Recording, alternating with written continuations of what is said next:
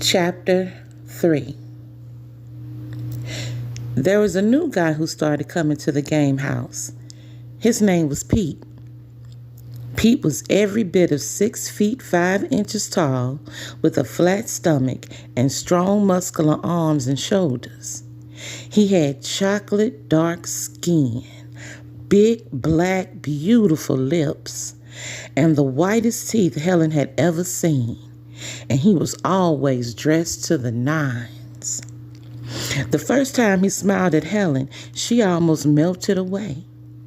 One morning after Helen and Helena came home from running the tables at the game house, Helena looked at her and said, "Pete sure is fine, ain't he?" "Yes, he is, and his teeth are so white," Helen replied. And got the nerve to have dimples," Helena said. They both laughed. "You know he likes you, Helen." "I know, and I like him too," Helen responded. The next night at the game house, Helen was clearing the card tables and putting things away for the night when Pete walked in.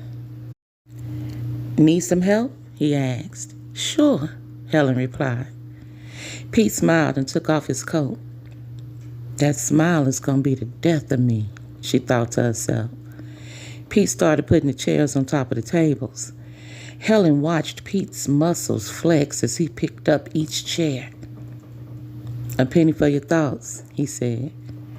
"I could sell my thoughts for a lot more right now," Helen said in a low whisper. "What did you say?" he asked. Helen realized she was talking out loud. "What?"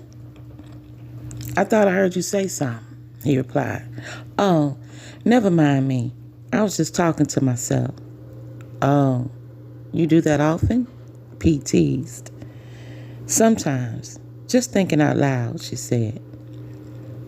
"Every time I see you, you're working." "Let me make you breakfast," he said. "You know how to cook?" "Well, my cooking can't hold a candle to your delicious food. But I can make a mean plate of bacon and eggs," he replied. Helen laughed. "My apartment is not far from Pearly Days. I can take you home later," he said. "I don't know, Pete. I'm tired and there are so many things I have to tend to," she said. Pete walked over to Helen. "Let me help take some load off of your shoulders." "It's time for someone to tend to you," he said. "Just breakfast?" she asked. "That's all I ask," he replied. Pete's apartment was nice.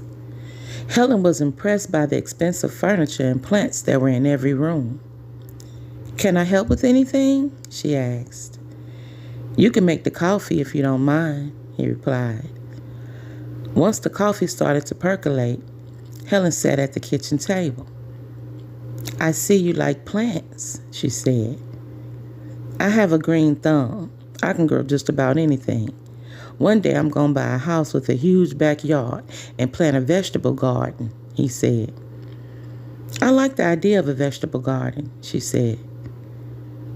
"What about the idea of me and you?" he asked. "What about it?" "Helen, you can let your guard down with me," he said. "I don't know how," she said. "Then let it be my job to show you how," Pete replied. After that, they ate breakfast. Pete cleared the table and poured them a second cup of coffee. "You was right. You do make a mean plate of bacon and eggs," she said. Pete laughed. "I told you I got skills," he said. Helen smiled. "Your smile just made my whole day," he said. "Pete, what do you want from me?" "Why do I have to want something from you, Helen?" "Everybody wants something," she replied. "I just want to spend time with you, get to know you better, and make you smile," he said. "I ain't smiled this much in a long time," she said.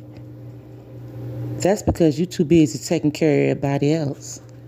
Maybe it's time to let somebody take care of you," he said. Sometimes I just want to take a break from it all and go where nobody can find me. Not for too long, maybe a couple of days. Hell, I'll even take a couple of hours to unwind and not feel so overwhelmed, she said. Pete placed his hand on top of hers. Whenever you start to feel that way, you come here. You come to me, he said. Helen and Pete started going together, and he took her out to places she had never been before. Before Helen met Pete, she never imagined she could be the one who gets the love. Usually she was the one who gave the love, sometimes until it was none left for herself. But she never imagined there would come a time when she didn't have to be so strong, so caring, or so understanding, because there was someone in the world who would be all of those things for her. For the first time in Helen's life, since her mama died, she could let her guard down and feel safe. After Helena and Marco became a couple, Helena stopped working at Pearly Days so that her and Marco could spend more time together. Tired of doing the work of two people, Helen made a suggestion to Miss Pearl. Miss Pearl, we gotta hire somebody to replace Sissy. Got somebody in mind? Pearl asked. Let's tell the customers that we're hiring and pass it on. Maybe we'll get lucky, Helen replied. Okay, Helen, as long as you take care of the hiring, my hands are full enough as it is, Miss Pearl said. A few days later, a lovely girl walked through the doors of Pearly Days. Hello, how can I help you? Helen asked. Hi, my name is Leela. I heard you was in need of a cook. Yes, we are. Have you ever cooked for a crowd before? Well, no, but I can cook just about anything. When me and my mama lived in New Orleans, she cooked for the big house, and when I got a little older, she taught me. It reminded Helen of her mama cooking for the big house, and she smiled. Me, my sister, and brother from Paris, Tennessee.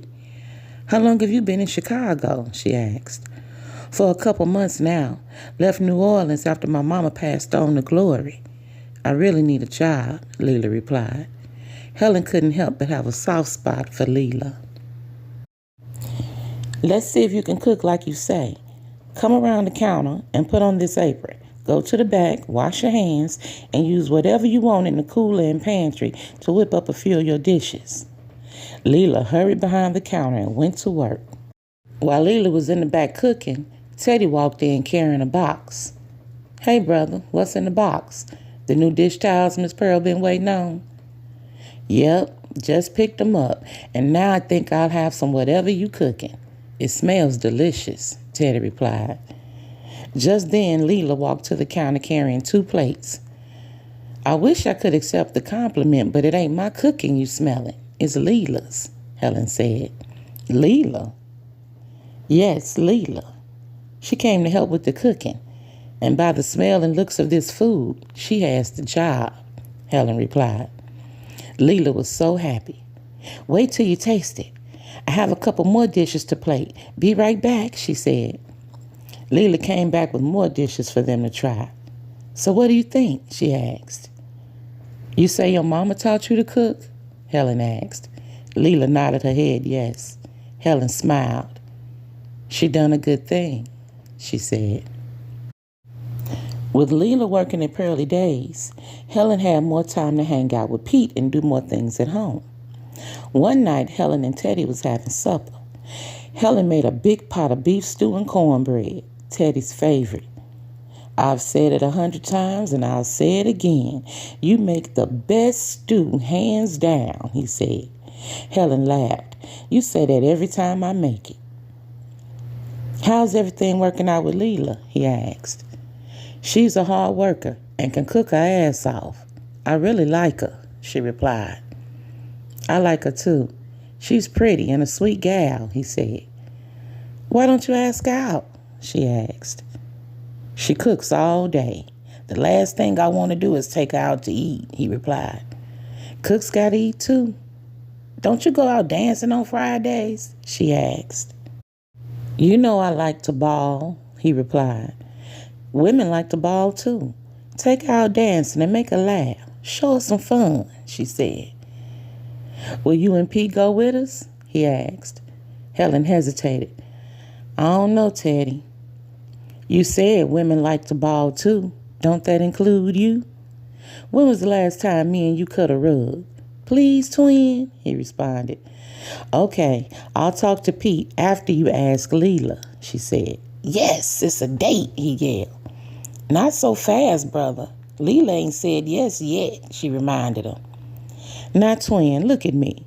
How could she say no to such a handsome face? He asked. She laughed. You are just too much. Now finish your stew before it gets cold, handsome. The next day at Pearly Days, Leela was in the back cooking when Teddy decided to ask her out right then and there.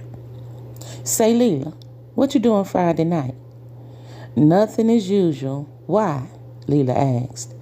Because me, Helen, and Pete are going out to ball, and I thought maybe you would like to go too, Teddy replied. So it's a group thing? Leela asked. More like a couple thing. I'm asking, would you like to go out with me? I would love to go out with you, Teddy, she said. Teddy smiled. I'm glad, Leela. How about I pick you up around 8 o'clock? I'll be ready, Leela replied. Okay. Well, let me finish my work before Miss Pearl cuts me out.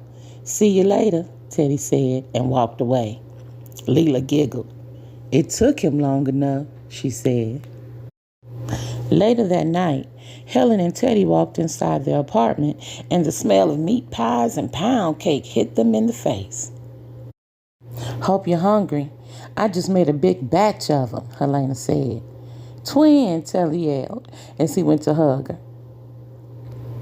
Hey, brother, hope you're hungry. I'm always hungry for your meat pies, Teddy replied. Me too. Even though they're using the recipe you left, it just don't taste the same, Helen said as she hugged Helena. Of course not. I ain't share the exact recipe, just gave them enough to satisfy the customers. Ain't nobody gonna make my food better than me, Helena said. Everybody laughed. Girl, you a hot mess, Helen said. While they were eating, Helen mentioned that Teddy liked Leela. You mean the cute little sweet gal y'all got to replace me? Helena asked. Helen and Teddy looked at each other and tried not to laugh. Nobody can ever replace you, twin, Teddy replied. She knows that. She just wanted somebody to say it, Helen said. Helena laughed. I know that's right. Just making sure, she said. I'm taking her out balling Friday night. Helen and Pete are going. Hey, you and Marco should meet us there too, Teddy said. Oh, we'll be there. Y'all ain't gonna ball without us, Helena said. On Friday night, they all met up at the dance hall. Helen, Helena, and Leela showed up wearing beautiful dance gowns and heels. Teddy, Pete, and Marco wore new suits with brim hats to match. They were all sharper than a tack and cleaner than a board of health. They danced, they drank, and after that, they left the dance hall. They all went out for steak and eggs. This would be the first of many nights like this, when they all gathered together and had big fun. It was also the time that Teddy and Leela fell in love and were married in a small ceremony soon after.